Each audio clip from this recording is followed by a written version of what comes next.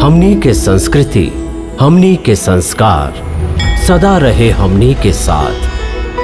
भारत के महान ग्रंथ और काव्य सब के संपूर्ण संकलन सब्सक्राइब करें तिलक।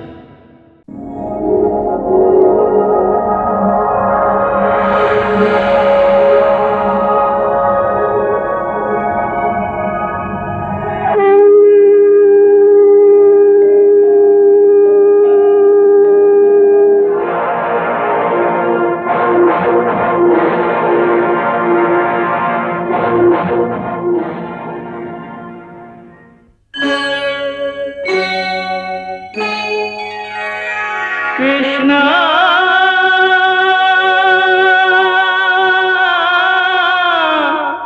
कृष्णा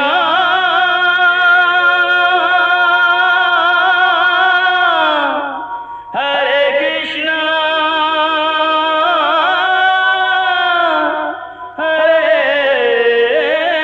हरे।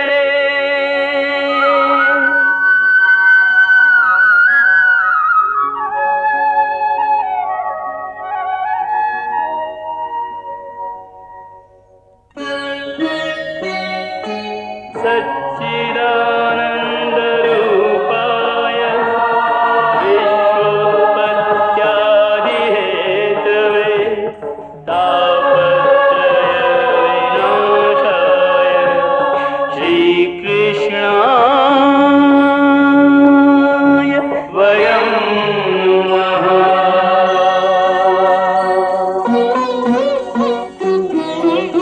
श्रीकृष्ण गोविंद हरे मुरारे, हे नाथ नारायण वासुदेव। हरे कृष्ण राधे राधे कृष्ण कृष्ण हरे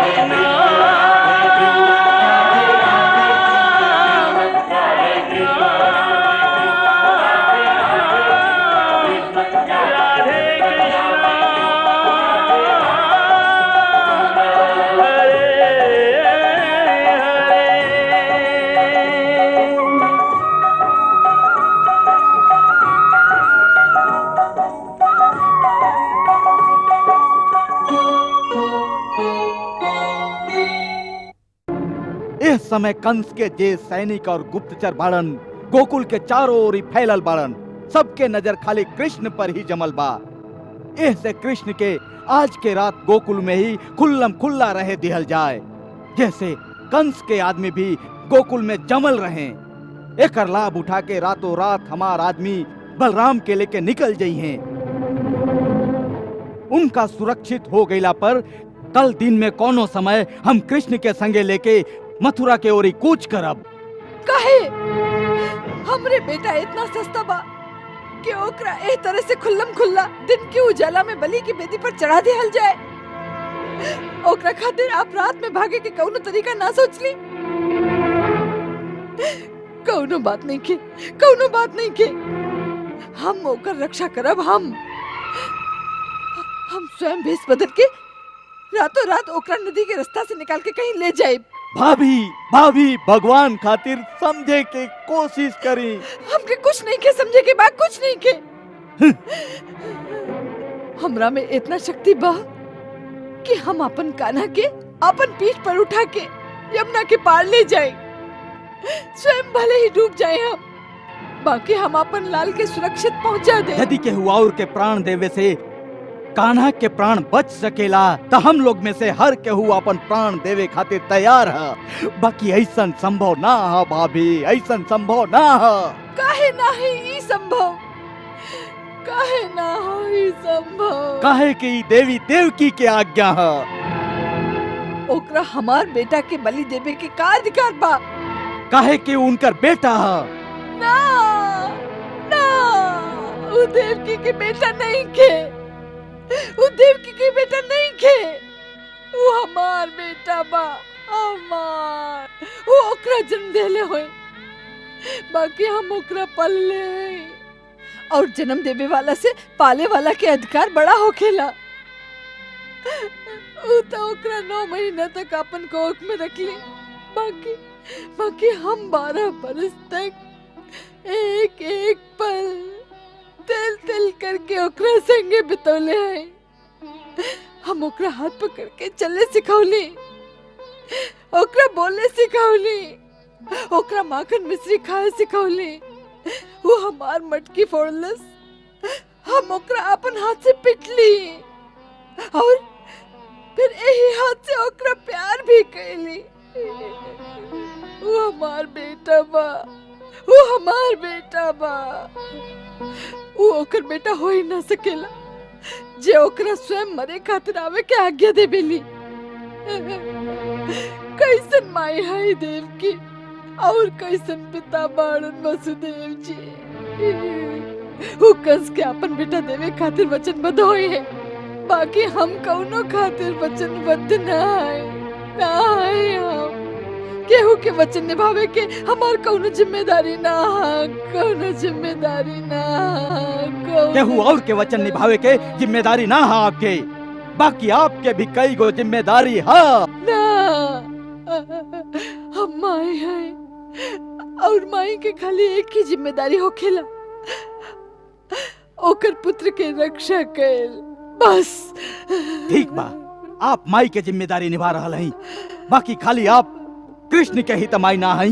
हमार खाली एक के गो बेटा है। ना भाभी ना, गोकुल के रानी होखला के नाते सब गोकुल वासियन के माई हैं आप, और वो भी आपके ही संतान बाड़न, बाड़न की ना बाड़न।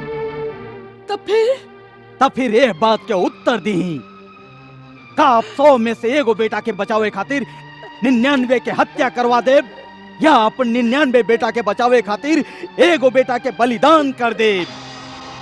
ना, ना।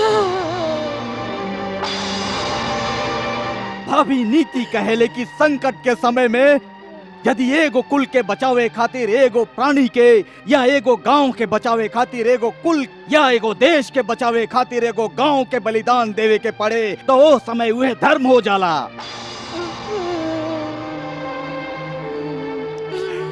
आज ओइसने समय है। ए समय यदि हम लोग भावना के आवेश में आके कोनो भी उल्टा सीधा चाल चले के भूल कैली, तो ओकर परिणाम का हो सकेला ई नंदराय जी अच्छा तरह से समझ सकेली। भाभी, ऊ पहाड़ी पर चढ़ के देखी कि कंस के सैनिक लोग कैसे दूर दूर तक गोकुल के घेर के रखले बाड़न। यदि आप कृष्ण के छिपावे के कोशिश भी कैली, त कंस के सैनिक भेड़िया की तरह गोकुल वासियन पर टूट पड़ी हैं, और फिर गोकुल के बच्चा बच्चा कंस के सैनिकन के तलवार के नोक पर टंगाइल होई।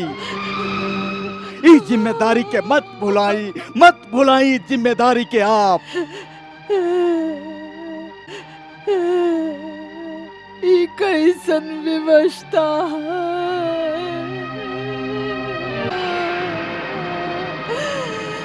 गुप्तचर घूम रहल हुई हैं, ऐसे आज के दिन बहुत सहज ढंग से बितावे के हुई।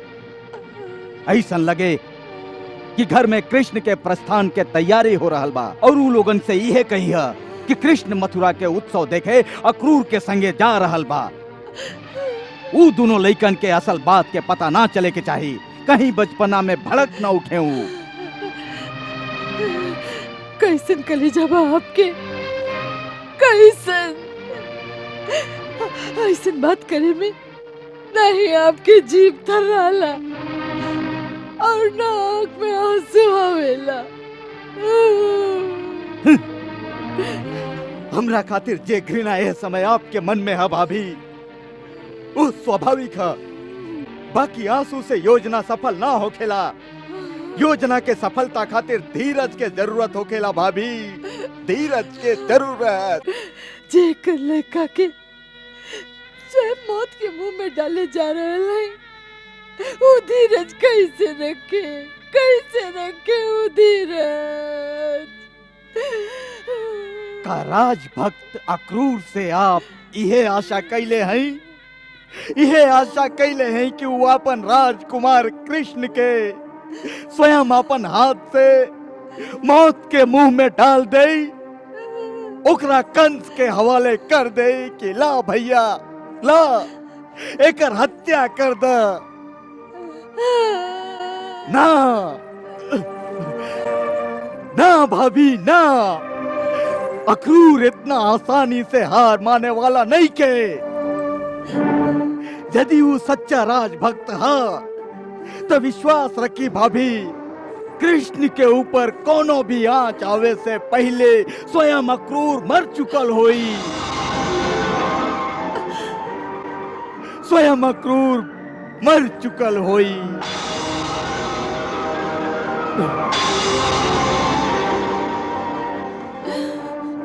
अभी जे हम कहली वो हमार योजना के आधा ही हिस्सा है। बलराम के बचावल और योजना के बाकी आधा हिस्सा है कृष्ण के बचावल। कृष्ण के बचावल। माफी चाह भाभी, वो गुप्त योजना हम अभी आपके ना बता सकी। बाकी हमार योजना ऐसन बा जैसे ना वसुदेव जी पर आंच आई और ना ही गोकुल तहस नहस होई, फिर भी हमार कृष्ण ओ जालिम कंस के हाथ से बच निकली।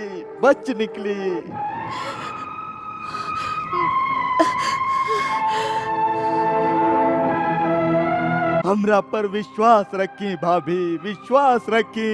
हम राजभक्त हैं। अपन राजा पर मरे वाला लोग। हमार राजभक्ति पर ऐसे संदेह मत करी।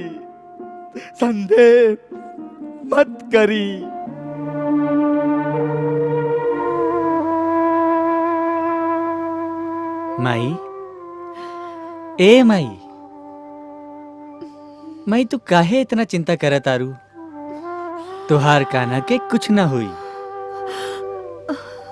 थोड़ी का सोचा माई, यदि तुहार कान्हा कालिया नाग के परास्त कर सकेला, गोवर्धन पर्वत के उठा के स्वयं इंद्र के कोप से गोकुल के रक्षा कर सकेला, तई कंस होकर का बिगाड़ ले माई?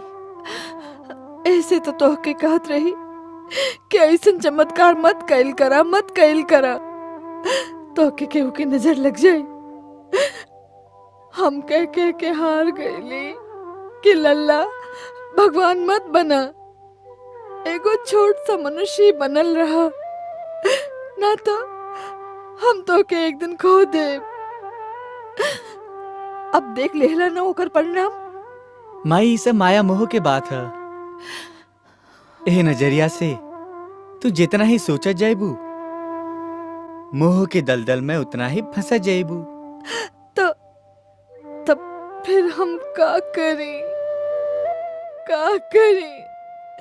ए मोह के दलदल से बाहर निकल माई। कहल जाला कि सगरे प्राणी के अंतर्मन में भगवान होखेलन। ऐसे जेकरा बेटा समझे तारू, ओकरा यदि भगवान समझला तो सगरे तनाव ही दूर हो जाई। फिर बेटा के चिंता छोड़ के तुहार मन भगवान के पूजा में लग जाई और इस सगरे बेचैनी दूर हो जाई। माई, तुहार ज्ञान चक्ष खुल जाई, जैसे तुह के मोक्ष के भी प्राप्ति हो सकेला। हमके ऐसन मोक्ष ना चाही हमके। नहीं ऐसन मोक्ष चाही और ना ही कौनो भगवान। हमके तो खाली अपन बेटा चाहिए, अपन बेटा। ऐसन भगवान के का करब हम? ना ही ओकरा प्यार कर सकब, ना ही ओकरा पर क्रोध कर सकब हम, और ना ही ओकरा माखन मिश्री खिया सकब। ऐसन भगवान के का करी हम? हमके तोहार भगवान, तोहार मोक्ष ना चाहिए। हमके तो खाली अपन बेटा चाहिए, जे हमके दुख दे तो हम आनंद पाए। हमके ये सब ज्ञान ध्यान और मोक्ष के बात मत समझावा। हमके अपन मोह के दलदल में ही फसल रहे दा हमके। जा, ये ज्ञान के बात केहू और के सिखावा, जा। वाह माई, वाह। तू तो ज्ञान, योग, भक्ति ये सब सीमा के पार कर चुकल बाड़ू। तुमके तो अब भगवान के भी जरूरत नहीं खे, बल्कि भगवान जी के ही तोहरा जैसन माई के जरूरत है। तू धन्य बाड़ू माई, तू धन्य बाड़ू। ये सब नाटक हमरा संगे मत करा। तू बचपन से ही ये सब नाटक करके हमके रिझा रहल बाड़ा। असल में तू तो हमार बेटा है ही नहीं खा। तू हमार शत्रु बाड़ा, शत्रु। हमके ये मोक्ष के बात मत समझावा। जा, चल जा, चल जा अपन असली माही के पास। चल जा, चल जा, चल जा, चल जा। चल जाई। बाकी ये अंतिम रात तो अपन असली माई के पास बिता ले। अब तो के हमरा से और का चाहिए? का एगो वचन माई, हमके एगो वचन दो। मांग ल, जे भी मांगे के हाँ मांग ल। तू हमरा पीछे रोवल ना करबू।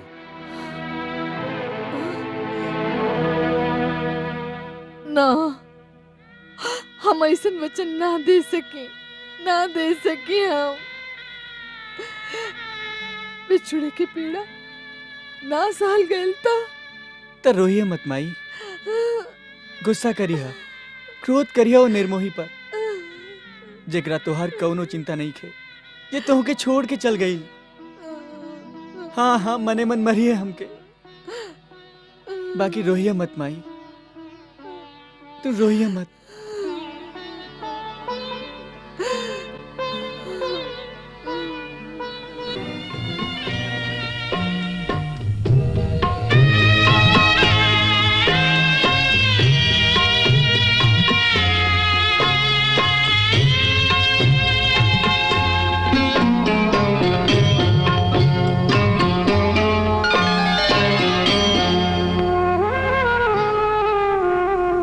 मैया अब मोहे जाने दे मोहे मथुरा जाना। प्यार दुलार से पालने वाली अपने लाल को मत बिसराना, मत बिसराना। लाला रे मोहे छोड़ न जाना, जाने दे मोहे मथुरा जाना।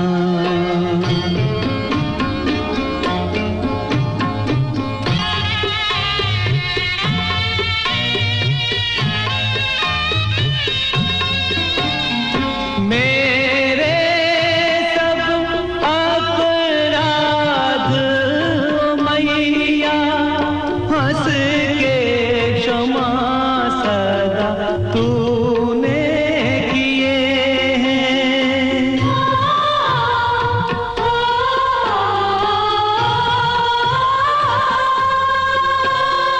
प्यार ही प्यार दिया है तूने, दुख ही दुख तो है मैंने दिए हैं।